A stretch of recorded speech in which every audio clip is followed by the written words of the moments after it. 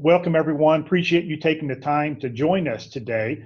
You've probably joined us because you saw that we have a guest speaker here on this month's Turfgrasss Tuesday, and that's Mr. Mike Skelton from Culpeper Parks and Recreation Department. I've had the privilege of working with Mike a couple of times now at STMA, and the last time we did one in which we were basically talking about trying to get the most out of the least, I told Mike that we've got to make this part of a Turfgrasss Tuesday, especially as we're getting really geared up these days in a big way in our athletic fields. I've known Mike for about 10 years or so, and know background-wise that hails from the state of Alabama, was an airplane engine mechanic. And Mike, you correct all the mistakes I'm making here in doing this. And a little golf course superintendent background as well before he really found his niche in terms of what he's doing these days in sports field management at Culpeper. And again, Mike lives this, does a great job without a lot of inputs. And that's what our focus is today, is to talk about how to get the most when you don't have a lot to spend on the athletic fields. I appreciate your introduction, and I appreciate all that you guys do down there at Tech, because this is where, let me share this. This is where I get my insights to a lot of the things that we do out there is through attending programs that Tech puts on, particularly the field days and those type of things. And I'll put a little check in for the BSTMA is going to be doing the field days at my park here in April 25th. So please come up, and a lot of these things we're going to be talking about, you can actually see there. And I think the other thing is doing more with less, but sometimes I want you to forget that time is money.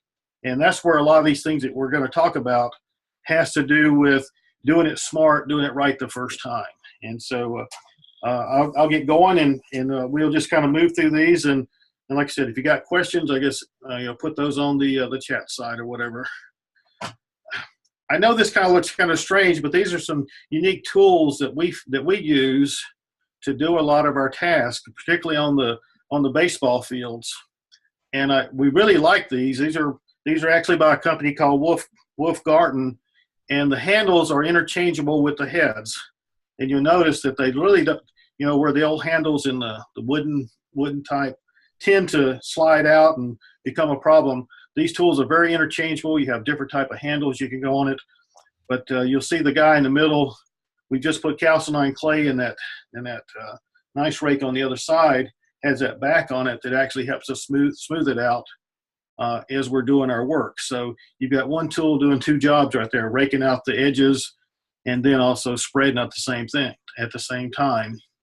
And the other one we kind of modified a little bit. It's their tool, and I've never found one that worked as well. It's a hardback rake, and again, it won't pull out of the handle. And you can see where we sharpen the tongs on it, and that's when we're doing aggressive times with the edges, pulling dirt out of it. So it's really a great little tool. They also make these little hand tools, and that's a little small handle that they'll come on. Those blades we use when we're doing mound work, putting in a pitching plate or putting in a new pitching rubber. You can actually shave it down as you're leveling the inside of it and get a perfect layout to lay that down in there. And I found it would be one of the best tools to do it with. There's two options there, and I like the one more on the left than on the right because they're a little cutting edge. So a lot of neat technology. So again, Mike, those are all exchangeable handles as well? Absolutely. This particular company makes multiple tools that can interchange with those handles. So you have a couple of handles, long handles, short handles, and there's lots of tools. I will say they make a wonderful leaf rake, but not for managing dirt. They're actually too stiff for that. Work great moving debris and things like that. But as far as going out and doing dirt work, you need the old leaf rake or whatever that's a little more flexible. But they're multiple tools. You're going to see even one more that we've used in the past for edging that it's got a blade on it and a little tickler on it it's also good for making like a little seed bed. But lots of options with this particular company. So one handle, multiple tools. How about this? In the golf world, there was nothing cheap. if you wanted to cut some plugs out, man, it was a $150 tool or whatever. Some of these, I mean, they're really nice and great, but I got that's a bulb planter. We've all seen those at the local hardware store, and but they have a cheap handle, and so we just took a straight shoveled gripped handle, put that on there, and what you do is you literally go out and cut a plug of warm season grass. This is what we use on our Bermuda grass. Cut a little plug, take it over somewhere else, fill the old plug back up with soil, and you've transferred and got Bermuda in another place that may be a little stressed. And of course, that's just a good old stick we had left over from a I think it's from a silt fence. So everything is reusable. But that you can really do great work of transferring plugs, particularly when you're in the good growing season. And we use that quite a bit. Now, I tell you what, I went to England several years ago with my son, and there's nothing like the old tools. This particular gentleman and the guy in the back, this was right after the players had warmed up at Cambridge United, took this fork out there and was fixing divots. And I mean, there's no reason not to use something like that. And we use this fork that's down on the right there for doing things like that, but also those goal mouse on a soccer field or crease on a lacrosse field. Nothing like going out there and punching a few holes once in a while, and you can actually pry the soil a bit. You can push the probe in there fairly deep, 4 or 5 inches, pull back on it, and get a little bit of breakage under the ground too, and not destroy the ground. And nobody's going to know you did it, but it really helps.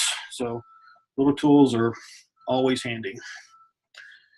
Now this came about because of Jimmy Rogers was traveling with Dr. Goatley as they were doing some programs around the States last year, I think it was. And the guys came back and said, well, Jimmy said to drill holes in your lips, but you need a very daggum powerful tool to do that with. And so we got this power driver, and they were talking about one that was needing electrical power out there to it, and said, I'm going to go one step further. Now they got a 60-volt unit there. And what we do is we just drill holes in the edge. That's one of my guys doing that right now. And we'll actually just drive over it with the tractor and pop that edge back down. Because in my world, I don't know of any coach out there that knows how to actually rake. They always tend to rake right to the lips.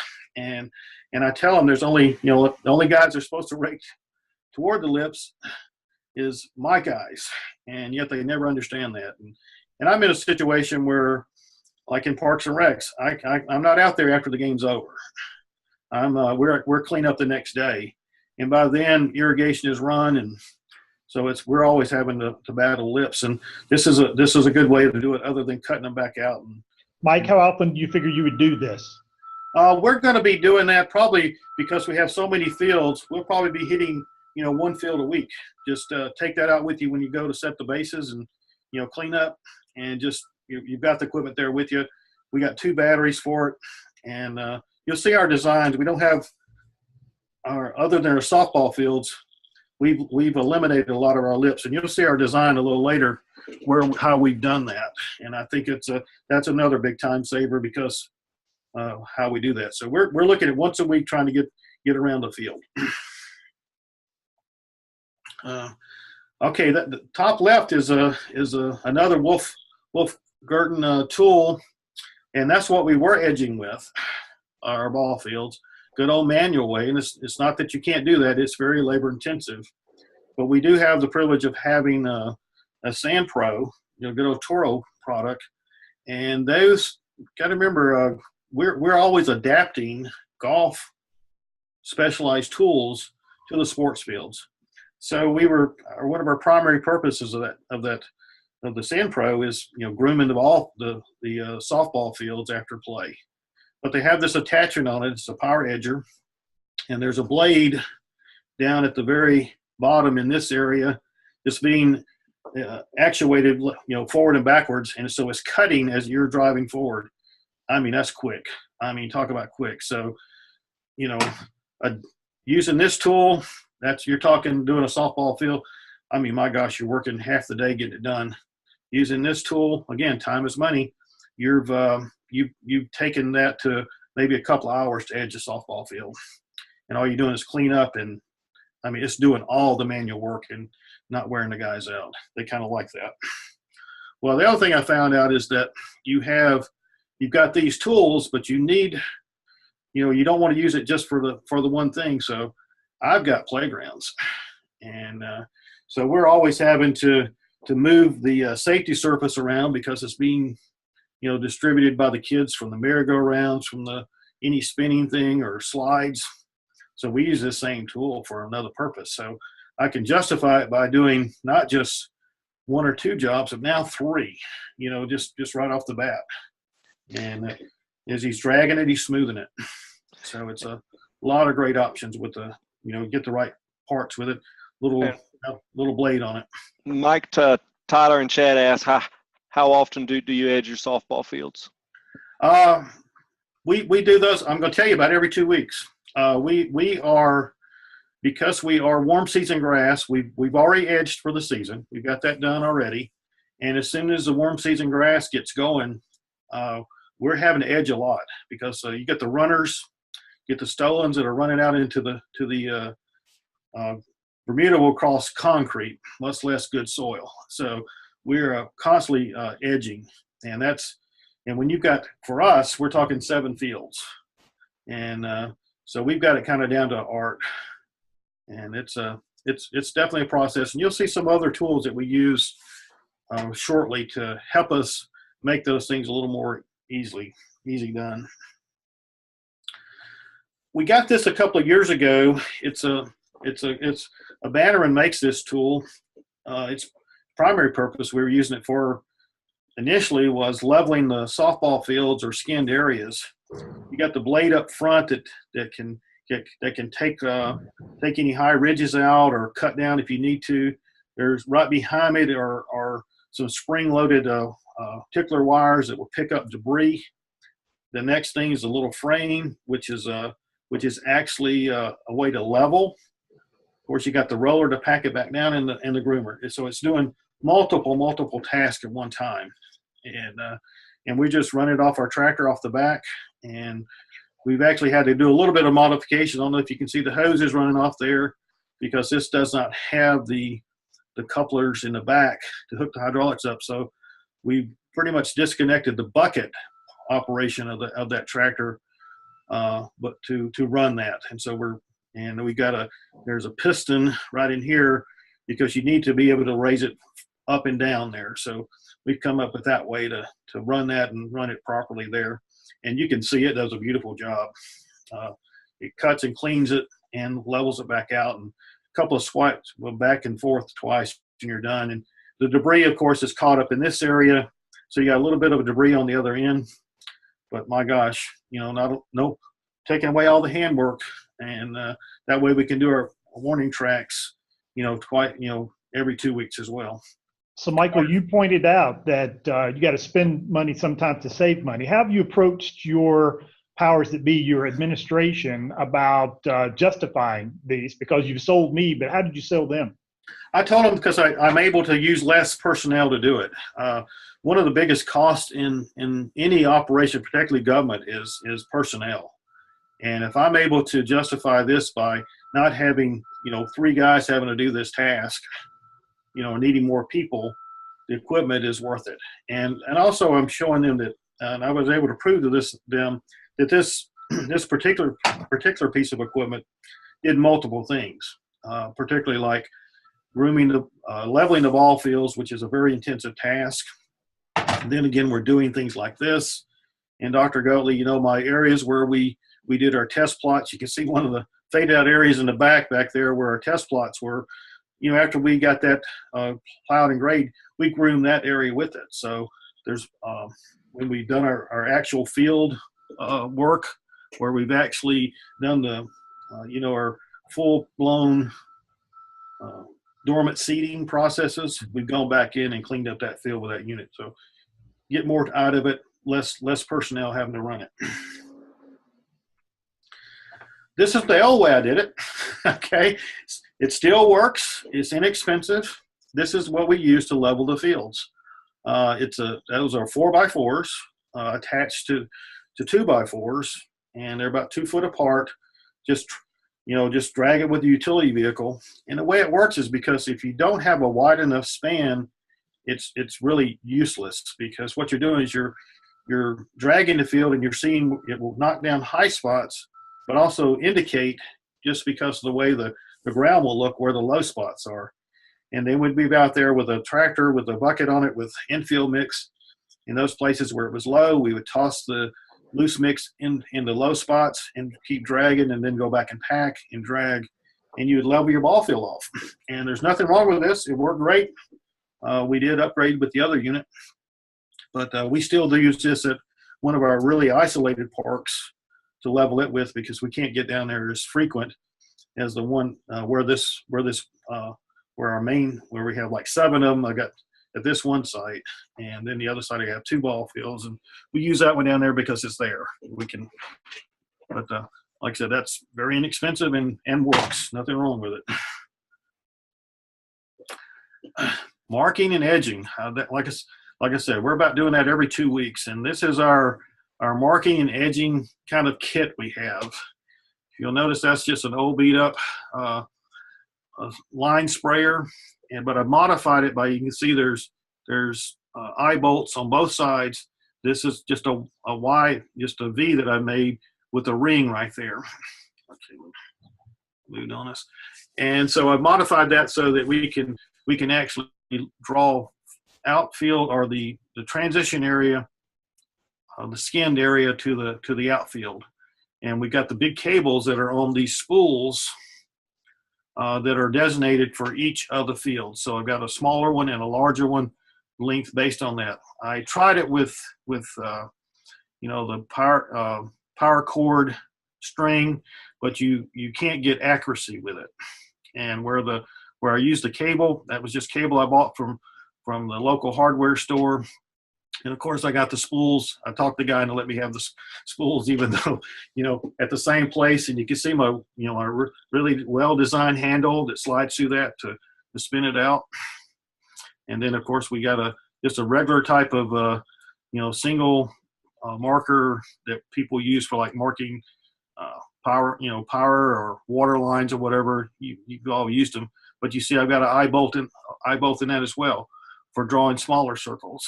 And you'll see that these are for the smaller circles or arcs that we mark.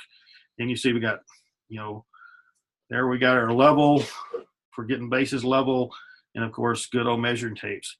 I do not like the cloth measuring tapes. One is eventually they wear out. Both of those are metal type, and they're accurate. They don't stretch, and I like having things right, and so those are that as well. And how about my handle for winding?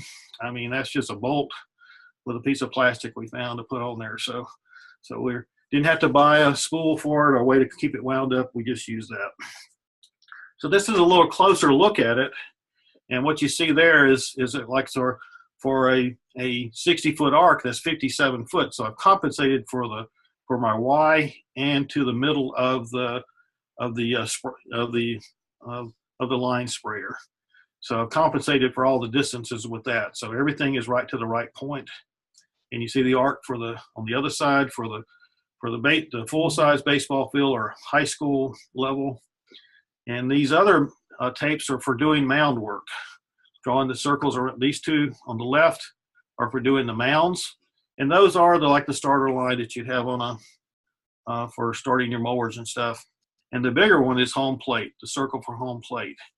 And I got the clips on there on one side to clip into to like these points, or this point on the hand wand sprayer, and then a circle on the other side, and you'll see those being used. That's that little screwdriver down there is how I hold those in place when we do that, and I'll show you how those are used. And how about my string holders? Just a gold piece of board. We just took time to cut a little U out of it with a jigsaw and knock the edges down and mark them. So like I said, take advantage of everything you got. That's just tool parts laying around. So this is, you're going to see down there where Nick is actually marking a mound, and you'll notice that he's actually, that technically is the center of the mound. So the mound is not at the home plate, or I mean at the pitching rubber, but it's actually okay, you got the width of the plate of the pitching rubber, and then 1 foot in front of it. So 16 inches in front of a little league one, or 18 inches in front of a big mound is the center. And those cords you saw that we had before, they're set up to draw the circle. We got a perfect circle every time off of that. And that's just a screwdriver in the ground, little ring on the end of it, just walk the circle. Now the innovative thing that I really like is how we do our mounds. That up there on the right is it's actually made out of steel. It's a steel welded together. You can see them up at the top, and they are the actual size of the top plateau of a mound. And so we literally just take those, use those as templates to kind of lay out the line. We literally line it around it and start building up until we get that completely level based on that frame just laying across the top of it. And then the beauty of that is you're able to, you see how that frame is laying on there. You screen the soil around it, starting, and that happens to be the back of it. And you're using where Nick edged or marked the edge of it, and you get a perfect mound. You literally leave the frame in place and screen around it, and you can't make a mistake. You have the right slopes at every angle. And at first you can see there's nothing wrong with a 2x4.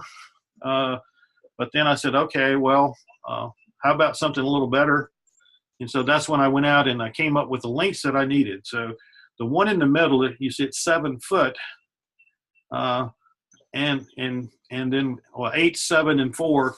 And what those do is give me the distances I need for all my arcs, or even around the pitching or the home plate areas, and for doing the mounds themselves. They're all, those numbers work out perfectly.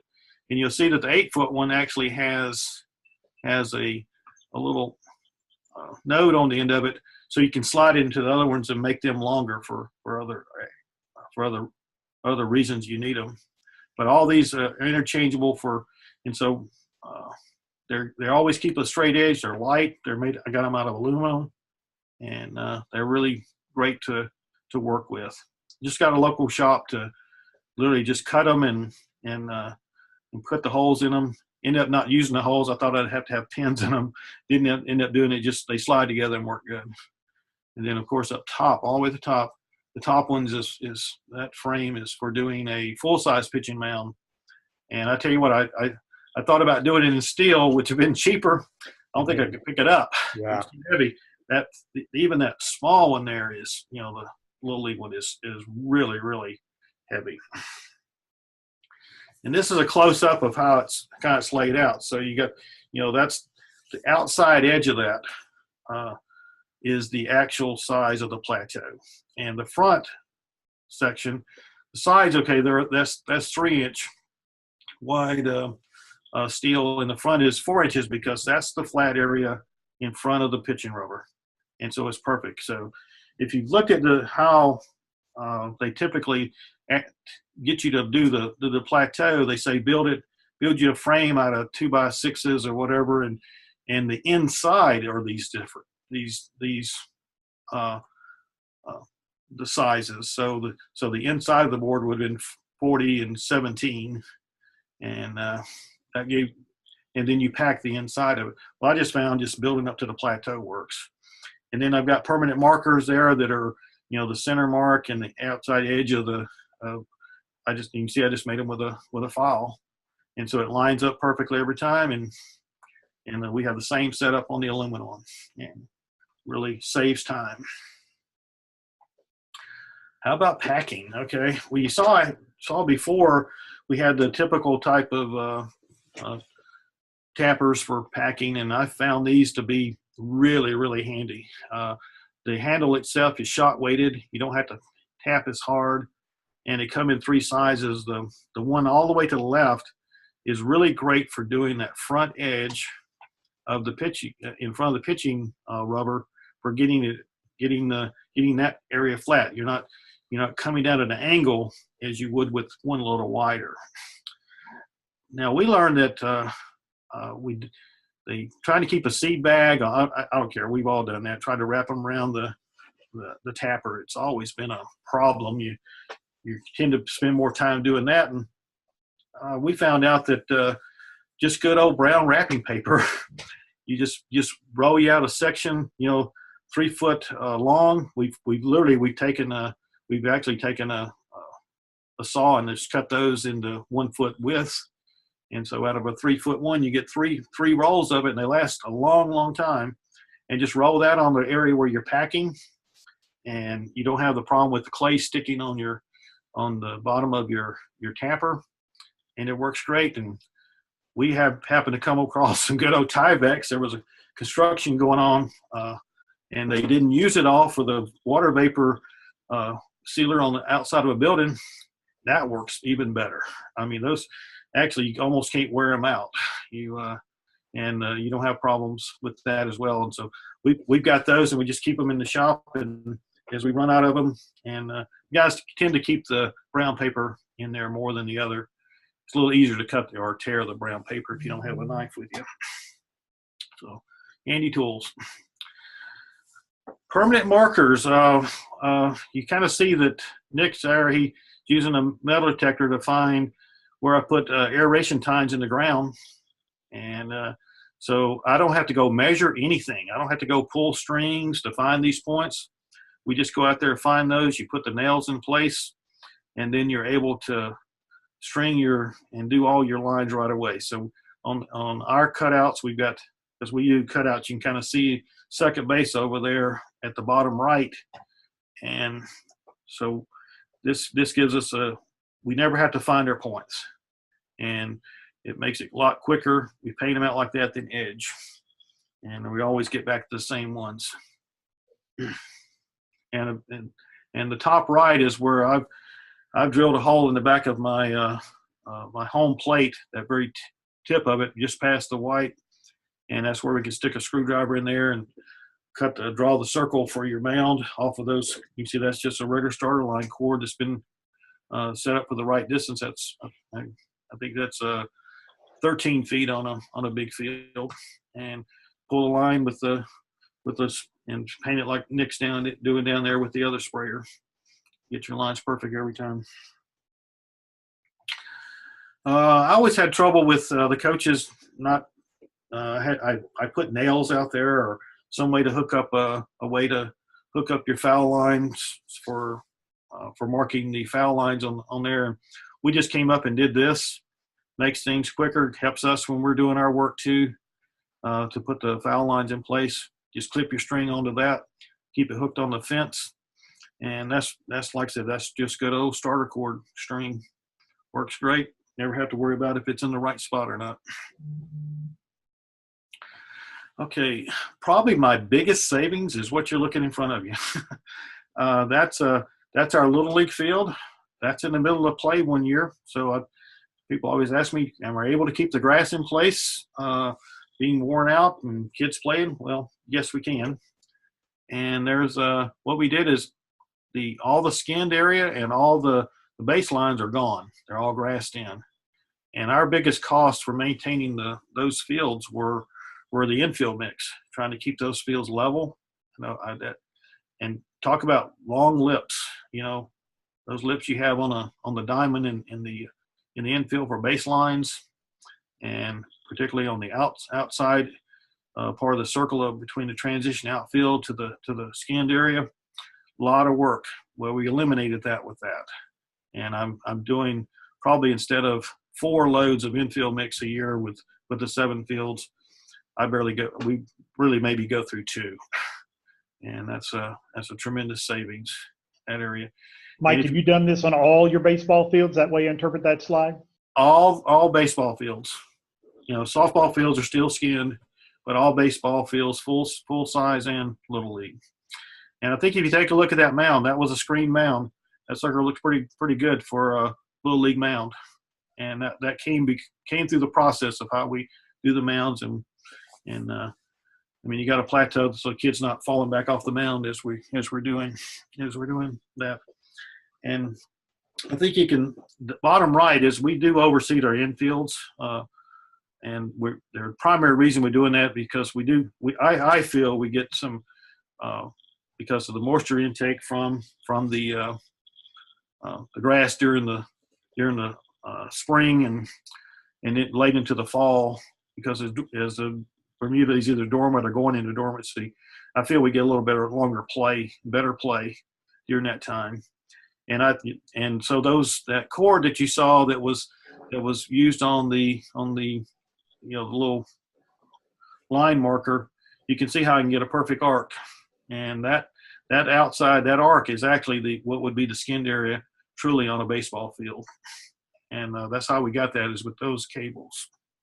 And then we oversee just the infields. As you can see, we don't do the outfields. In terms of the playability, did they accept that immediately? Did you have to kind of let it take some time? You're talking about the design overall? Well, just from not having the skinned area, which a lot of people are like, oh, that's just what they're used to. Did everybody immediately accept this, or did it take them a little while to buy into this? I actually gave them two options: not at all or everything. Okay. But also they were concerned about playability. I think some of them were talking about aesthetics, and that has been, I think people love it now. And because we're able to maintain those infields cut, and I know we're not keeping them at the pro level down to 5/8, but we're cutting those at an inch, and so they're getting good roll on the ball. It is Bermuda, and by cutting it even at an inch, it stays pretty tight. So they've gone from skeptical to loving it.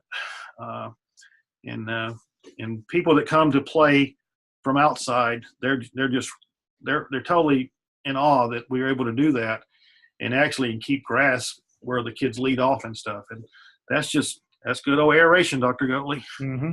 Yep, that's what keeps that going. So this actually came from a friend of mine over in the valley, Cheryl Wright. He kind of came up. This is his design, and we've implemented in all our baseball fields. And so that's a 6x6 at the bottom, and that's laminated 2x10s. And then if you look at it, on a pitching mound there's actually a flat area in front of the mound. So we've actually cut them right in here, and that's the perfect slope. 1 foot slope all the way down from 6 inches in front of the pitching rubber. And so we designed it so that this top board that goes on place, that's a good old plank for decking. That's a 1x6. So that's the perfect height of the soil based on the pitching rubber, and it's a perfect slope. You can't fail. And then if you look down at the bottom, that's just bottom left center. That's just a steel rod that we got, or steel channel, and it's smooth on it. And so we can actually throw soil in there, smooth it out, run it across the top of the boards, and get a slope every time, and just pack it. And we don't have to concentrate a lot on it. We just clean them up and keep them going. And I don't know, I think my great-grandchildren will be on that bad boy, because these boards were laminated together with glue and screwed together. So it's going to be there a long time. And all of our bullpens are done that way. And also there's no jagged edges or issues that could be on those boards. And as these boards do wear out, because guys with cleats on there are going to wear them out, pull up the screws, put a new board in. Looks brand new again. And so that's efficiency from the go. Mike, someone asked in chat, do you guys use a real mower to cut your fields? Actually, we did for a number of years, but now the new technology of some of the newer mowers are such that they really do a good job. But I will tell you, to get a 1-inch cut, we set them at 1.25 inches, because it physically does suck the grass up into those rotary mowers. And so to get 1 inch, we gotta set it at 1.25 inches. But the newer ones do wonders. And I'm not talking about a 0 turn. I'm talking about a high-end mower, multiple deck rotary mower. The bullpen, I mean, the catcher has to set somewhere, and I'm trying to save time, and so we just literally put these horse pin pads on the back and the floor, and the catcher has a nice clean place to catch with. No plate. That's just painted on the ground. I mean, and so my yearly job is to go out there and repaint that spot. Almost no work on it. It's just and that pad in the back is protecting that netting behind it, and we're in really good shape. Not as inventive on my little league ones. This happens the bigger one happens to be for my full size ball field, but this one is set up with, it's got 6x6s in the ground and capped with the 1x6 decking plates, and then we just fill those with rock dust. We don't try to do the infield mix, or soil, and I've never had any complaints about it, and we're able to, that stays in place pretty well, and we just got a regular little screen behind it right now. And Mike, someone asked, do you pin down the horse mats? Yes, actually there's a very tight frame under there. What we did is that frame, we actually made that by 2x4s. Instead of your big, long spacing, they're about 10 inches apart. There's a big heavy frame under there. So there would be no warpage and things like that under there. I didn't want to put plywood or something like that would eventually rot out, but I think that those 2x4s will last a long time, treated 2x4s. This is something that we designed on a napkin at IHOP one morning for breakfast, and this is our slicer. This was an old airway that was worn out and hard to get. I mean, you could have gotten parts for it, but this had a better use. It's a slicer. Those blades come off of like a seeder for like cutting in for corn seeder, and they're just welded on an axle that we put across there. And what we do is we slice down about 1.5 inches into through the stolons and rhizomes, and we're doing anything we can to stimulate growth. And I'll just run a little thing, and all we're doing is dragging it. It's not powered; it just drags across the field, and we usually cut it 2 directions, and we try to do that a couple of times a season. All our Bermuda, and Dr. Goley can attest to this, that the more you stimulate the Bermuda, the more growth you get. And I mean, that within 2 or 3 days, you've already got, you can see the activity in there. So you just created billions, I mean billions of new active growth plants by doing that. Well, it has another purpose. We do some dormant sprigging, and this was some of our test plots, but there's no reason you can't use something like this in a small area that you're doing yourself if you're just going to put sprigs out. So we're literally just dragging it out through and pushing sprigs into the ground, and you can see it's tacking down some of them into the soil there. It's an easy way to do your own area. And if you don't have access to sprigs how about make them yourself? Okay, so we have and actually we did a lot of this just this past week. We dormant sprigged a new area, so we just took we got this chipper on a deal, but we used a chipper for doing this process. It was the same chipper we use for getting leaves and stuff out of the park. So it's multiple use, and here we are taking this dormant sod, making sprigs, and that's what you saw in the previous slide, them going down for growing into a new turf area. My guys are always innovative. The one on the left, that's a tube. One of the reasons I love going on these trips out to the STMA, that tube I saw on the side of a tractor at the Cowboys practice field area. And what they did, they put the flags in it. And I was always telling the guys, you see irrigation head or problem out there, flag it. So we made those up. The guys decided to paint them Kubota orange. But so and it's just a PVC tube and a way to put flags in there to carry on your vehicle. We're going to put that on all our vehicles so they have access to flags. And the guys I thought they were pretty innovative about this. They decided they needed a mirror to be able to back up and see behind their tractor with the implement on it. And we made this. This is a welded frame we made. Mirror, I think they got from a local auto place, and I mean, that's our own design and everything. Nice little mirror. It works great. You know, it's right up above you in the canopy, out of the way, not blocking any view, but you can see the implement behind you if you're backing up as well. Guys are smart. Like I said, I love when we go to the VSTMA programs, and Ross, guy who worked for me, said, Mike, the guy was talking about a great little sharpener for sharpening your blades, you know, for your zero turns or those type of, in fact, anything with a typical rotary type blade on it. So we got this, and that wasn't that expensive, and you can't make a mistake. I mean, you just literally you take the machine, set it up. It cuts the right angle all the time on the blades when you sharpen them. And then we got a balancer over here, a spin balancer.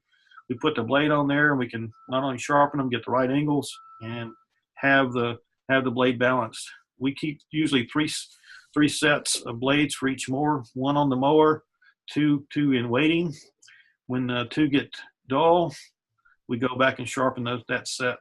Put the last ones on there, and it saves time, and we're able to get a good cut all the time. And we're really changing our blades, even though in the common grounds, and we do cut some of our cool season grasses with the fields with a zero turn, and we change those blades twice every 2 weeks. Guys, this is their thing, and I love it. And it says grease is cheaper than parts. But I also found out that if you don't have the right grease gun, guys ain't going to use it. I'm sorry. If you got the old hand pump one, you have to hold the grease gun and then try to hold and pump and hope it stays on the fitting. It's just not going to work. And so we got the ones that are just single-handed pull, you know, grip type. They love that. And then I really got excited and said, okay, let's go get us one that's battery powered. And that's where they got. And so now this is what we have available. And we do use grease a lot. It's quick. We train the guys so that they know where every fitting is. And we're not talking spending, you know, minutes trying to find the grease points. By the time I tell them the grease, the machine's greased. They know where to go. I'm dealing with small quantities. You know, I have a lot of work that I do with pesticides and stuff, and small quantities. And these little glass measuring cups, you can't. I love them. You can see it. When you do rinse them out, you know, to get all the chemicals out of it, they come clean. They don't. You can see this one on the. That's why I'm showing that. Eventually, that will be so faded, and the numbers will go away. And these over here are 3 years old. Okay, 3 years old. And this one's probably 2 years old, and I end up replacing them. And this is just our normal spoons or whatever. But over here, these I deal with small quantities of liquid as well, down to the point, milliliters. And so I just buy syringes that are throwaway. Just get them and use them and get rid of them. So they have them in milliliters and teaspoon levels, and they usually come in big packets. Not very expensive, but you can get your measurements correct. And then I feel like I'm running a met lab, because a lot of my quantities in the powdered world is very small. Like when we were working with some drive the other day, it was 0.395 ounces. You know, not 5 or 6 ounces, but you know, and so these small scales really help. And I mean, I've got some quantities like some of them that are even smaller than that to mix 1 or 2 gallons. And that's just a little small pocket type scale, and it's easy to calibrate. It does come with a little calibrating weight, so you can guarantee it works. So really quick. So Mike, again, you're spending a little money, but boy, you're saving money and saving your fields by doing it this way, because you start guessing some of these new chemistries and their application levels, again, that could be the difference between living and dead grass. That and yeah, exactly, because I mean, like I said, 0.395 ounces. You know, that's you know, that's all. You know, that's not much Yeah. with a dry chemical. And if you put too much down, you could wipe out a field, or you're wasting money. You know, so I mean, chemicals are very expensive. Get it right. Get the quantity that it says on there. There's a reason they said the quantity, and do exactly what it says. We designed and laid out our own bins for materials, and it's wide enough for a semi truck to get in there. It hold about 18 tons, and it's just those are 2x10s, 4x6s as the anchors, and you see we got the slope on it, and then we concrete in the bottom of it, and we smooth those out, and we have 3 bins side by side. That's all the space I had. I'd like to have a 4th, but 3 is all we had and space for. But like I said, built that in-house, and that's a way to do it. And you can see our fields behind us, the Little League fields in the middle of winter. So this was a winter project. All right, how many people have a trailer that tips on them when you try to get equipment in and out of it when it's parked in the parking lot? And this happens to be one of those enclosed trailers we carry our mowers and stuff on. So what we did, the guys just made these blocks. You take the jack on the front of the trailer, push it up enough to get tension in the back of it. You can go in and out of your trailer without it tipping. Just a safety thing, and makes life easier. And that's just, you can see that's really fancy wood, something we left over, just made it in place. The guys got invented a week ago. They were tired of the lumber being all over the place, so they made an outside lumber rack. I thought that was a pretty good idea. I gave them some funds to get the rack, and now they're able to organize it and keep the lumber straight, because it's going to be in there, and they'll be able to find what they're looking for. Guys, Ross and Jay there built that just the other week. We're always trying to transport equipment, and we got a skid loader, and we got a grapple and other equipment on it, and we're always having problems trying to get it all transported at one time. But we came up with this idea. We made our own pallet that's made out of 2x6s, and we're able to put a grapple, or you see there, we got a bucket on there, put it on lengthways, slide in the back of a pickup truck, keep the forks in the truck with it, and head off. And then another truck's driving the equipment with the skid loader or tractor on it, and just built it in-house. Makes life easy. How many people have ever had trouble hooking up to an implement that's leaning to the ground? So any of our implements that don't have like a jack stand. In fact, this one had a jack stand on it, but this actually works better. You can see there's a hole up in the middle where it did have a jack stand, but this works better. And the guys, we know, just stand it up. And the same thing, we have a couple of pieces of other equipment that do that. Okay, now fun stuff. This is a Horseshoe Pit I designed, and you can see the framing down there. It's really tight, and the boards go across the top of it. And what that does is the boards don't give as you try to pitch your horseshoe. And we backfill those with gravel. And you see where we just put the pins in place, and we made the backboards. All this we did in-house, and I've built those at several parks. And usually this pin is usually probably the hardest thing to get exactly right. And so I came up with a way this is one, we just made it. It's a 1-inch steel rod, put some anchors on the bottom of it, and this tube in there. I was just thinking, and I figured that the vibration would eventually cause the concrete maybe to start cracking or whatever, and so that's taking the tension out of that. And that string is getting the distance exactly from here to here, the way the angle is supposed to be.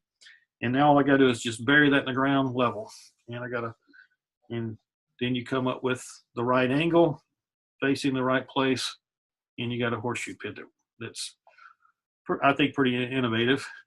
The pitching line for the men are right there. Instead of having to paint a line on it, I just turned a 1x4, crossways, and the end down here is for women and kids. That's based on those are the lengths based on the regulations length size to pitch. So, all right. How about this one? Okay, we're always having trouble with stumps out in there because we're in the parks and getting rid of them. So this is a charcoal starter. All it takes is three pieces of paper crumbled up in the bottom of it. It'll start a whole thing, a tube of charcoal within 15 minutes. Old stump, we've drilled a little bit. You can see that's a good old diesel fuel down in there. And this is a piece of ducting that we got from a local hardware store. Drilled a few holes in it for a little air. So we just start the charcoal, put it on top of it, and because this is swivel, you can swivel it. You can kind of keep it away from other things, and you just keep throwing charcoal on it, for while you're out there working, and that sucker will disappear. And we have made covers like this for bigger ones with 55-gallon barrels, and the same kind of process. We just it's just a tube. We just cut the bottom and top of them, and we have a way to burn those out. So, and you can, burn it while you're doing other work in the park. I think the guys love this. We have a Buffalo turbine. This Buffalo turbine we use it for cleaning debris off the parking lots, debris off the fields, leaf movement, everything else, and then burning brush piles. This is at one of our parks, just probably 40 feet from there to there, and in 8 hours it was gone. And I'm going to fire up this video, and you'll see what it's doing to that flame. So you're talking about 120 mile an hour air force of air in there. Pretty dramatic.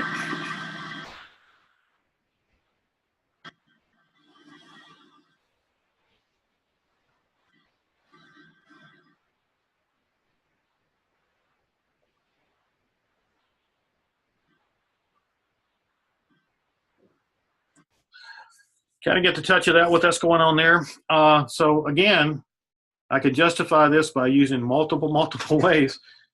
Every tool we have, we seem to find out a different way to use it. That's actually all my slides. I don't know if there's questions or comments, or I don't know how we're doing. No questions at this time. We've addressed all the ones that came in. So for folks, if you're on, any questions, feel free to ask them now. Again, sometimes you got to spend money to make money, and time is money. I hope that was some innovative things you guys saw and could modify, that's a part of it too. What works for you. Yeah, and I'm sure, Mike, I was looking at some of our names, our participants, recognize some others that they're going to have some ideas that they can share with us. I wanted you to do this when I saw all these different things that you've got going on up there, because you do spend a little bit of money. However, some of the ingenuity and how you're adapting things to further use them, again, that's what blows me away about the folks out there actually doing this for a living, is how innovative you people are. I think we have to be. It's most of our tools were designed for golf or landscape, and we have to modify them back for a lot of things we do. And I emphasize that we always hear about these stories when we go to these seminars and things, and I think that's where I think we really get a clue of what everybody's having to do, and able to share those. Anyway, talk to you guys. I tell the guys I tell the guys that work with me, it says, come up with an idea and we'll figure out how to do it, or a new way to do it. I'm always open to ideas. All right. Any questions from our group out there? All right. Well, they can still ask. I'm going to put this screen up if Whitney's going to tell me if I'm doing it right or wrong here. Stop sharing here. I think I can call this up, Mike. This one right here. And just as a reminder of some of our upcoming things, first of all, I really appreciate those you taking the time. And as Mark said, this will be recorded, and you say, I'd like some others to see this. then check back with us in a few days, and I'll have this posted on my @VA Turf Twitter feed as well as our Virginia Turf Facebook page. But upcoming, our next Turfgrasss Tuesday webinar is going to be April 17th, also at 10 a.m. This one's going to feature Dr. Sean Askew on weed management and low input turfgrass systems. So not fine turf. We're talking about things kind of off the beaten path that maybe you don't have a lot of time and money to spend, but you do need to keep it looking a certain way. So this will be a little bit different subject matter area for us. And Mike's already mentioned, but our VSTMA field day is coming up at his facility there in Culpeper on April 25th. And you can find registration information, description of what's going on there at Culpeper. I'm sure you're going to get to see some of these things firsthand at the park there in doing this. And let me turn this off with right there. And for those of you in Virginia, it's also going to feature pesticide recertification credit for 3A, 3B, 60, and 10 if you need pesticide recertification credit. And if you write nutrient management plans, you'll also get 1 hour of recertification credit for those of you, the urban nutrient management plan writers. Up in the Valley, Come to the Valley happens May 8th and 9th in Stanton. You can sign up for that through vaturf.org, the VTC page. And our golf turf research field day, while today's focus has been on sports fields, our primary fundraiser for all the faculty at Virginia Tech for the year happens at this event. The research field day will take place at the Independence Golf Club in Midlothian, followed by the tournament, our fundraising tournament. So if you're a golfer, you need an excuse to play some golf, please consider signing up for that event. That's on Monday, May the 21st. All right. Anything else? All righty. That's all I have. Any no more. Doesn't look like there's any questions. I put a link in chat. If you guys are curious, I'll also I think they're going to post it on their page, but I'll also have a link to it on the Learn event. So feel free to share that with friends or colleagues that might not have been able to join us. We've got a survey set up. You guys, when you leave the webinar, when the webinar ends, it should default to whatever your default web browser is. The survey should open up inside that web browser. So please give us feedback there. Mike, any closing thoughts? Just want to thank Mike Skelton. Really appreciate you taking the time, Michael. Look forward to coming your way here shortly and seeing all this in person in Culpeper. Well, thank you for inviting me. I'm looking forward to everybody coming my way because I do want to be able to actually let them do some hands-on and see some of these designs, for themselves and use them at home. Great. Yeah. Thank you. Thank you. All right. Thanks, folks. Bye-bye.